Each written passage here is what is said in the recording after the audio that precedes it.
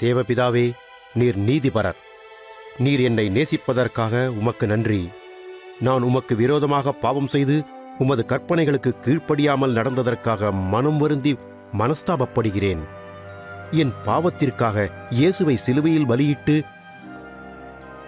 என் பாவத்திற்கான தண்டனையை அவர் மேல் செலுத்தி மீண்டும் அவரை உயிரோடு எழுப்பியதற்காக உமக்கு நன்றி கூறுகிறேன்.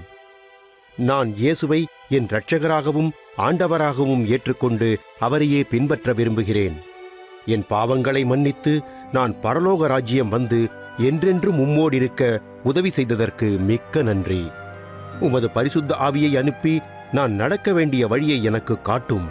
அவர் தமது வல்லமையை எனக்கு தந்து உமது பிரியான வாழ்க்கையை நான் வாழ வழிகாட்டட்டும். அதன் மூலம் உலகெங்கும் உள்ள மக்கள் உம்மை பின்பற்றட்டும். ஆமென்.